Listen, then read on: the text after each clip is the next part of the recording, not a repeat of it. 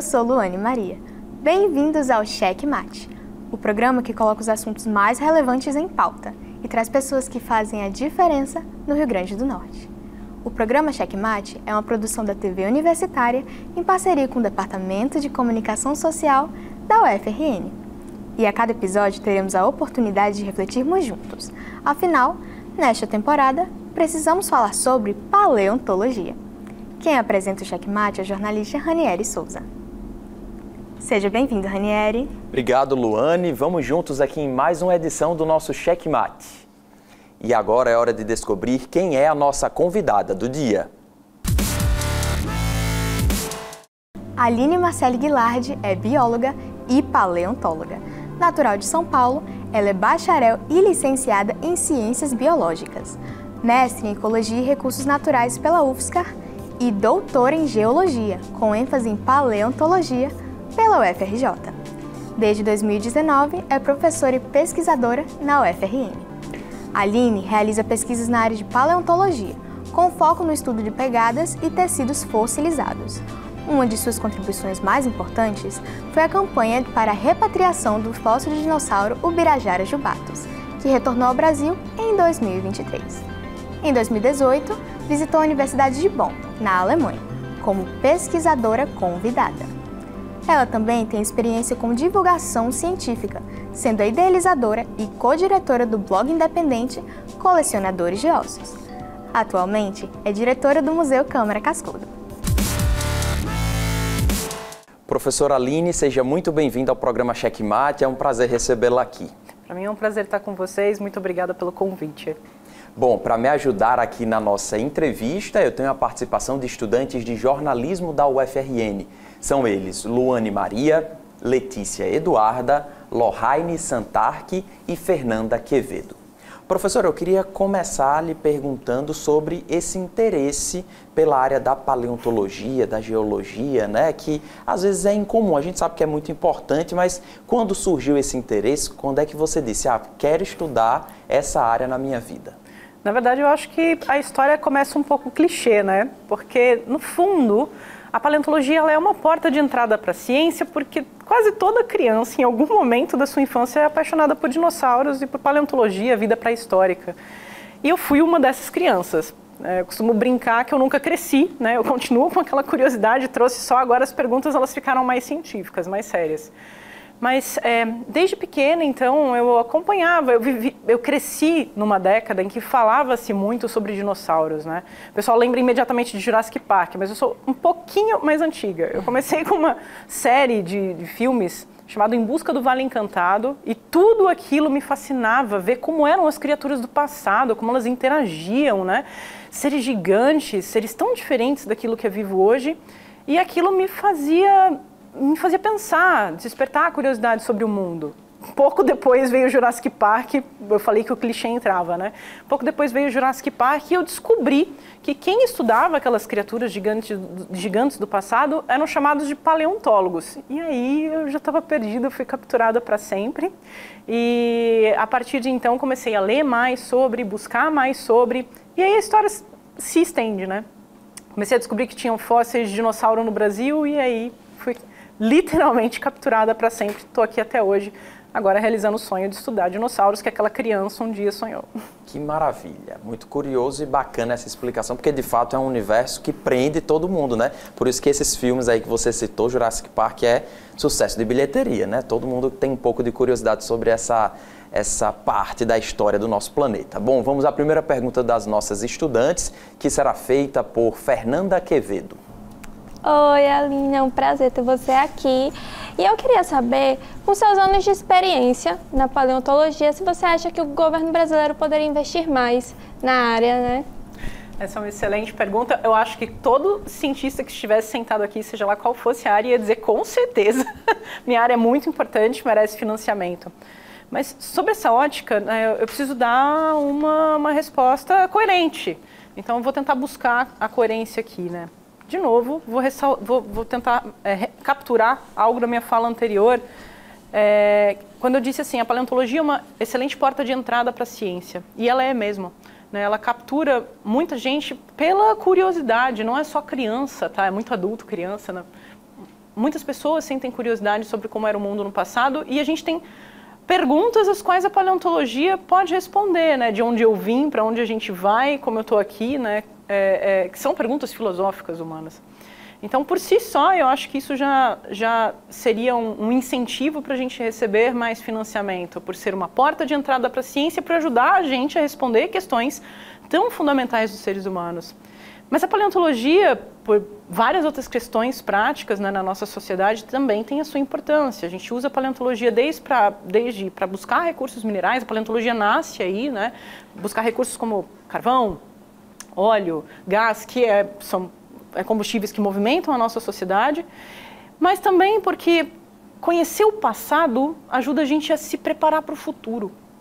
Então, quando a gente olha para essas histórias do passado, que os fósseis contam não só dinossauros, porque a paleontologia não é só sobre dinossauros, a gente está aprendendo sobre o nosso presente, mas principalmente se preparando para como agir para os desafios que o futuro pode trazer. Se a gente olha para a história do nosso planeta Terra, né, as espécies que já passaram por aqui, muitas delas que dominaram o planeta por milhões de anos, fazendo referência direta aqui aos dinossauros, se extinguiram, por exemplo, por mudanças climáticas, se extinguiram, por exemplo, por catástrofes ambientais, as quais a gente, curiosamente, enfrenta hoje novamente.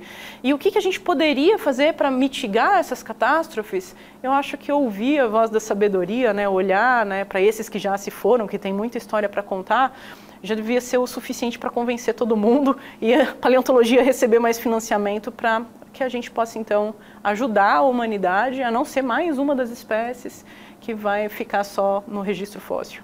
Professor, agora, como é que está a pesquisa na sua área hoje, 2025? A gente passou um período no Brasil com quase nenhum investimento para pesquisa. Agora foi retomado, mas ainda assim está faltando dinheiro para muita coisa. Por exemplo, aqui na UFRN a gente passa por esse problema orçamentário, várias universidades no Brasil. Como é que está a sua área hoje, 2025?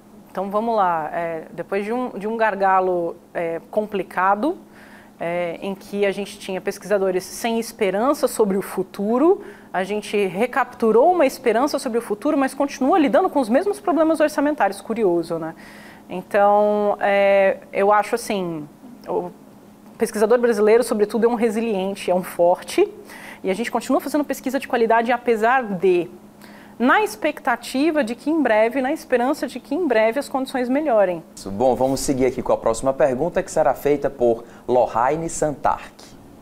Bom, Alice, como já existe uma relação entre a paleontologia e a medicina?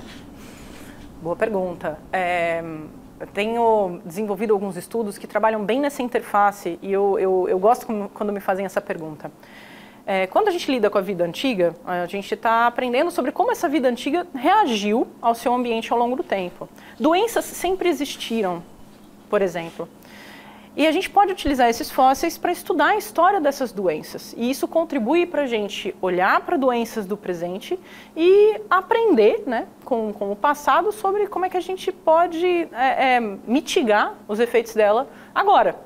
Um exemplo de um estudo que a gente desenvolveu, por exemplo, que foi um estudo que teve bastante impacto e, curiosamente, mais na área da medicina e da veterinária do que na própria área da paleontologia, foi um estudo com uma doença que ela é muito comum atualmente, inclusive afeta humanos, que é a osteomielite.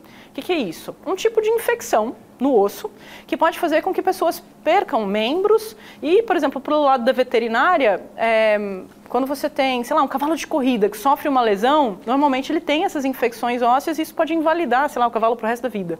Ninguém para imaginar, pô, quando é que surgiu a osteomielite? Sempre existiu isso, né? Não teve algum momento da história em que apareceu essa doença? Como é que funciona isso? E a gente conseguiu explicar, por exemplo, a partir do estudo de fósseis de uns dinossauros brasileiros encontrados lá no estado de São Paulo, que essa doença já acometia dinossauros e que eles reagiam a essa doença de forma muito semelhante a que, por exemplo, os tecidos ósseos humanos reagem hoje. Diferente de um ser humano, que eu tenho uma série de implicações éticas para pegar, né, o osso e cortar e estudar a doença, meu fóssil já está morto há milhões de anos, ninguém reclama se eu cortar ele. Então, o que a gente fez? A gente cortou esse material e conseguiu estudar toda a evolução óssea da doença, como a inflamação acontecia nesses dinossauros. coisa que a gente não tinha na literatura médica, pela dificuldade, às vezes, de lidar, né, com o tecido vivo, pela ética, né, de você lidar com esses materiais. E com muito detalhe, né? Isso acabou gerando uma contribuição para a medicina. Vou puxar um outro fio agora. A gente vive atualmente sob a ação de diversas doenças parasitárias, doenças, enfim, com viróticas, com base em protozoários, bactérias, enfim, elas sempre existiram. Como é isso? Quando a gente estuda a evolução dessas doenças, onde elas primeiramente se originaram, como elas se espalharam pelo mundo, isso pode dar pistas para eu encontrar onde possivelmente eu posso achar a cura para isso. Bom, quem faz a próxima pergunta é Letícia Eduarda. Então, Aline, durante a sua carreira, teve algum momento marcante que reafirmou essa sua paixão pela área? Eu acho que vários momentos. Toda vez que eu encontro um novo fóssil, sempre é uma nova emoção. Existe uma frase de um paleontólogo argentino que diz assim, que a paleontologia, ela tem toda a emoção, sabe, do jogo de azar. Que é aquela emoção de você estar apostando em alguma coisa, mas sem o efeito negativo disso.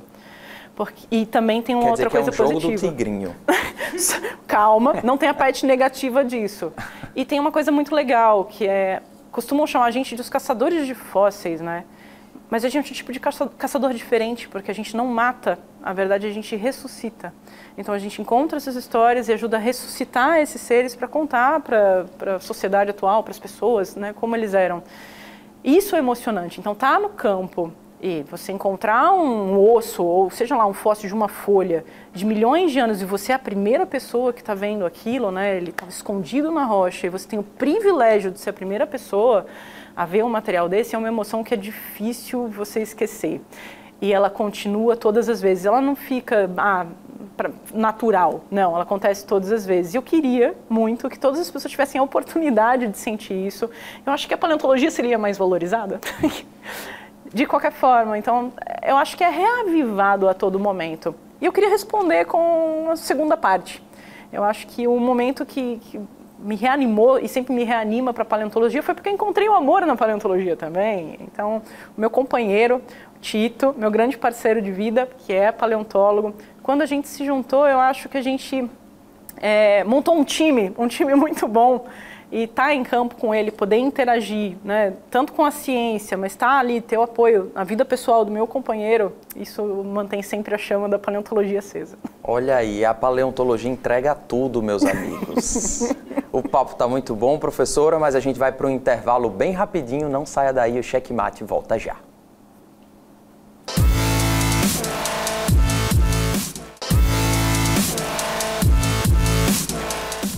Estamos de volta com o programa Checkmate, hoje recebendo a professora do Departamento de Geologia da UFRN, Aline Guilardi.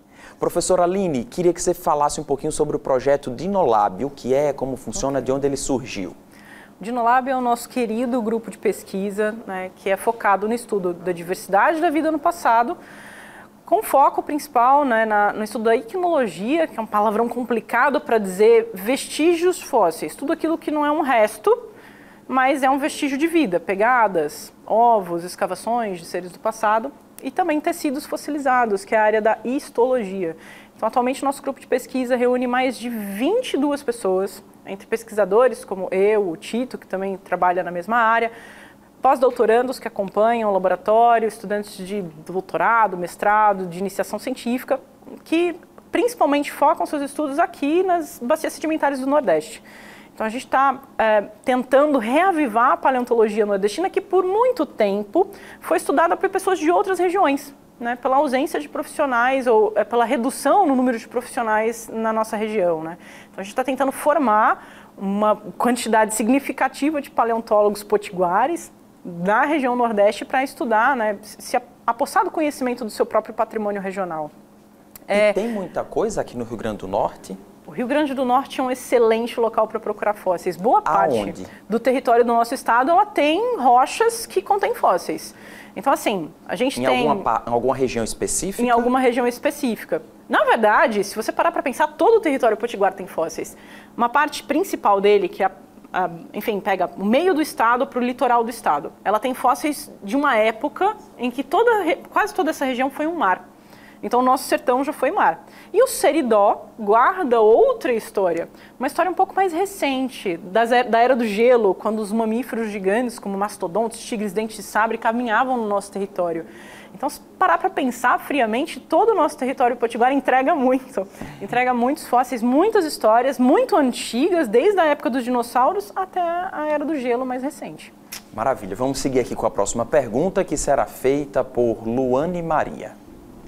Aline, como que os estudos e pesquisas feitos pelo Dinolab, eles contribuem para a sociedade hoje em dia? Eu acho de diversas formas, né? Não só com a produção acadêmica mesmo, a gente tentar decifrar as histórias que esses fósseis contam, mas a gente foca bastante no Dinolab na comunicação científica com a sociedade, o que a gente chama de popularização da ciência. A gente entende no nosso grupo de pesquisa que a ciência ela não está completa se ela não chega até a sociedade. A ciência, basicamente, ela foi criada como um mecanismo de aliviar as mazelas humanas, logo, se o resultado dela não atinge o público, ela não cumpre o seu papel. Então, muito do que a gente faz, a gente tenta transformar esse conteúdo em um conteúdo que seja palatável para a comunidade em geral e que ela consiga entender a importância prática daqueles tipos de estudos para eles. Né? Como é que isso impacta eles? Desde economicamente mesmo, até a vida deles, a sua própria compreensão de mundo e a afetividade com que eles têm para com o seu próprio território. Né? Os fósseis, eles contam a história do nosso território e a gente deveria ter muito orgulho disso. E às vezes a gente não para pensar, né, que, poxa, a gente tem coisas tão importantes quanto aquelas que a gente vê nos filmes de Hollywood, mas que ocorrem no quintal da nossa casa. E aprender a ter orgulho sobre isso, eu acho que é uma parte importante também, e a gente lá no Dinolab faz questão de trabalhar nessa frente. Maravilha, professora. Vamos seguir aqui com a próxima pergunta, que será feita por Fernanda Quevedo. Professora, eu queria saber como surgiu o coletivo Mulheres na Paleontologia e qual a sua relação com o coletivo. Essa é uma história, assim, para as mulheres da paleontologia muito importante, porque significou uma revolução para a gente.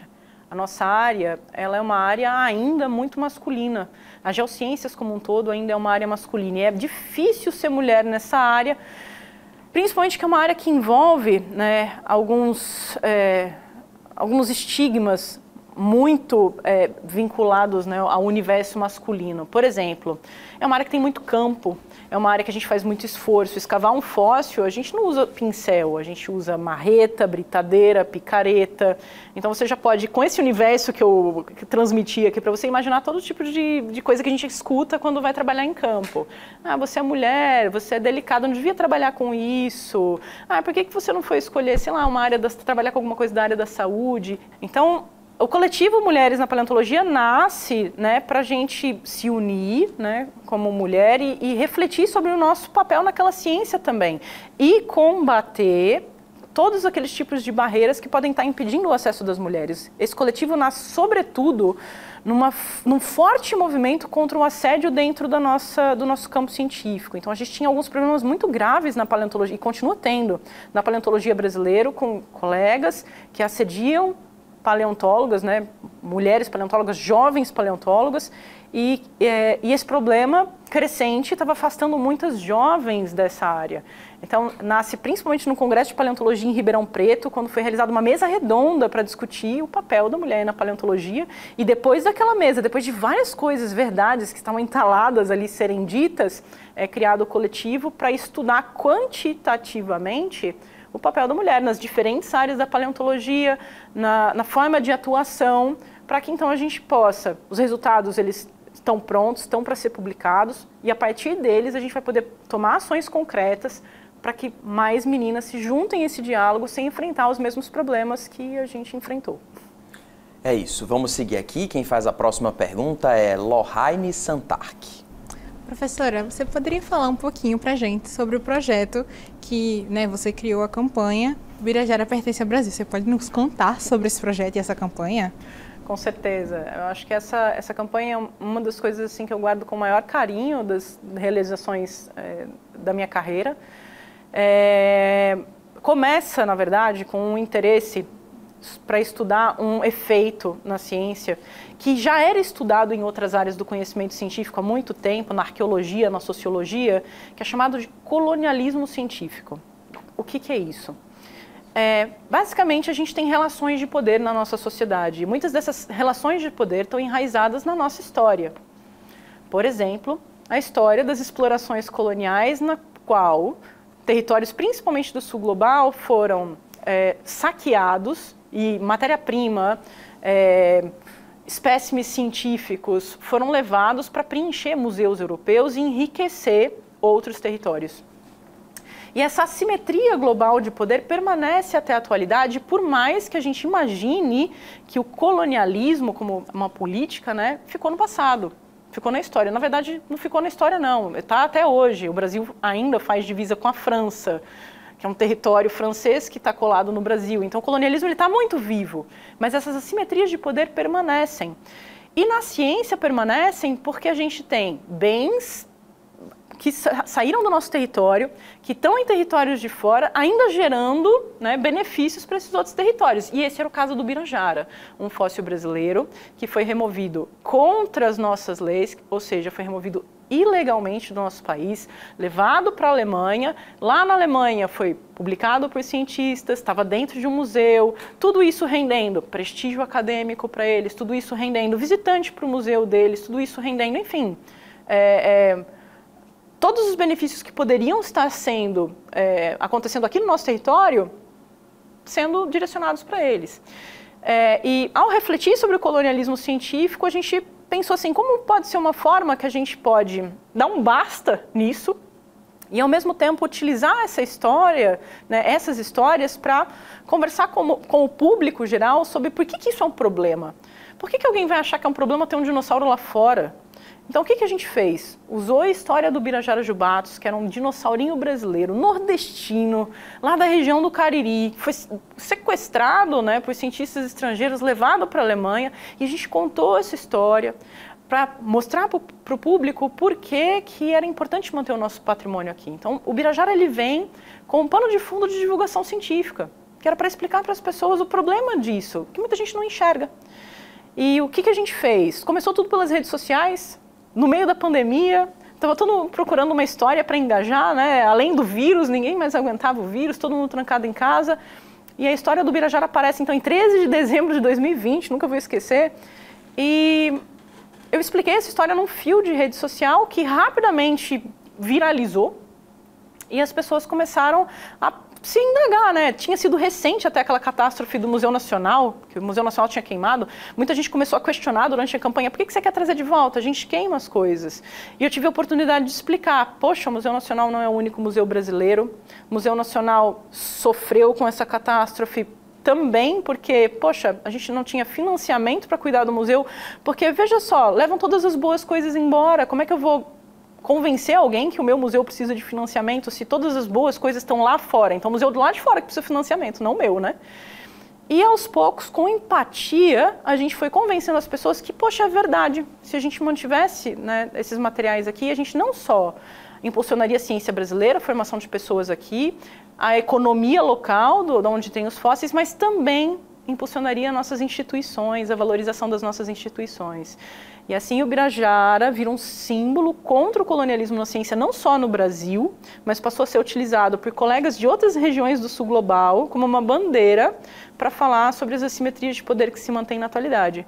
E volta ao Birajara em 2023, tive a honra de receber ele lá em Brasília, quando ele voltou, e foi encaminhado diretamente para o seu território de origem, o Cariri, onde ele nunca devia ter saído e onde hoje gerou uma transformação social, que era o que a gente queria, né? A gente sempre falou, né, uma região vulnerável socioeconomicamente, esse material foi tirado de lá e poderia trazer mais benefícios localmente. Desde que o Birajara voltou, ele trouxe milhões de investimentos do Estado em recurso para o museu local, trouxe mais pesquisadores para a região e, de repente, tudo aquilo que a gente falou que poderia acontecer, está acontecendo, e isso impulsionou uma revolução contra o colonialismo científico na paleontologia. Professora, muito bacana essa história, o nosso tempo já está praticamente esgotado, mas eu queria aproveitar esse espaço aqui na TV Universitária para que a senhora fale rapidamente sobre o Museu Câmara Cascudo. Quem se interessa por esse universo, a senhora está agora à frente do museu, na direção, pode conhecer, pode se encantar, quem sabe também nutrir esse desejo, né, de ser um paleontólogo, uma paleontóloga, trabalhar com arqueologia, com história, enfim. Fala rapidinho sobre o museu e como é que as pessoas podem fazer para visitá-lo. É uma grande honra a gente ter um museu universitário, não é toda a universidade que tem. O Museu Câmara Cascudo ele guarda, além de exposições de paleontologia, uma coleção de paleontologia para estudo, uma coleção de arqueologia, exposições de etnografia. E quem tiver interesse, curiosidade, né, sobre essas áreas, eu convido a visitar então o museu, conhecer as nossas exposições. Para você aí que está ouvindo a gente, que é fascinado por dinossauros, por exemplo, a gente tem uma exposição de dinossauros por lá e é um espaço para dialogar com a sociedade. Então o museu ele não é uma casa da universidade, ele é uma casa do povo, onde cientistas, estudantes, todos têm a oportunidade de juntar os seus conhecimentos e um ensinar um pouco para o outro. Maravilha. Professora, muitíssimo obrigado pela sua presença aqui no Checkmate. Foi uma honra recebê-la e conversar um pouquinho sobre esse universo. Muito obrigada. Muito obrigada, pessoal. Foi uma honra. Eu agradeço também às estudantes aqui de jornalismo por essa participação no Checkmate e agradeço especialmente a você que esteve conosco em mais uma edição. A gente volta a se encontrar na semana que vem. Até lá.